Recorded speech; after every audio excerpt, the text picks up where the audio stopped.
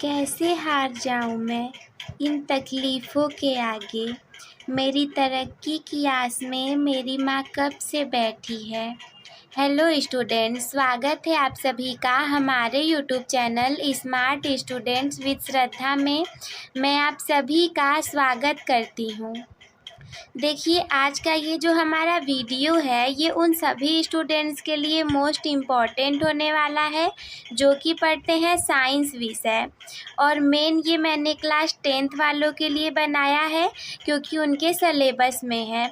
इस वीडियो में मैं बताने वाली हूँ आप लोगों को अम्ल और क्षारक के बीच में महत्वपूर्ण अंतर, ऐसे अंतर जो कि लगातार परीक्षाओं में पूछे जाते हैं। आपकी परीक्षा में पूछा जाता है कि अम्लों तथा क्षारकों में अंतर दर्शाइए या अम्ल तथा क्षारक के बीच में अंतर लिखिए। तो चलिए शुरुआत करते हैं। सबसे पहली बात जो कि सभी लोग जानते हैं, अम्लों का स्वाद खट्टा होता है, यानी कि जो अम्ल पदार्थ होंगे उनका स्वाद खट्टा होगा। क्षारकों का स्वाद कड़वा होता है। अब खट्टा और कड़वा स्वाद तो सभी लोग जानते हैं। दूसरा पॉइंट है, ये नीले लिटमस पेपर को लाल कर देते हैं। एक हमारा लिटमस पेपर होता है जिससे कि हम अम्ल और क्षारकों की पहचान करते हैं। अगर हम कोई नीला लिटमस पेपर लेंगे तो अगर हमारे पास अम्ल रहेगा तो वो उस नीले लिटमस पेपर को लाल कर देगा, और अगर हमारे पास लाल लिटमस पेपर रहेगा तो उसे अगर उसके ऊपर हम क्षारक डालेंगे तो वो उसे नीला कर देगा।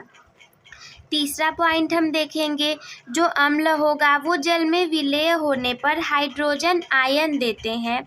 अगर कोई भी पदार्थ हमारे पास है, हमें पता करना है कि वो अम्ल है या नहीं, तो हम उसे जल में विलय करेंगे। अगर वो हाइड्रोजन आयन देगा तो वो होगा हमारा अम्ल। और क्षारक में क्या होगा, ये जल में विलय होकर OH- आयन देते हैं। अगर हमारे पास कोई पदार्थ है, हमें पता करना है कि वो अम्ल है कि क्षारक है, तो उसे हम विलय करेंगे जल में। अगर उसने OH- ion, hydroxide minus ion दिया तो हमें पता चल जाएगा कि ये क्षारक है। चलिए कुछ उदाहरण देखते हैं। जैसे अम्ल का उदाहरण है हमारे पास HCl, हाइड्रोक्लोरिक अम्ल। अगर हम HCl को जल में घोलेंगे तो हमें H+ और Cl- आयन मिलेगा।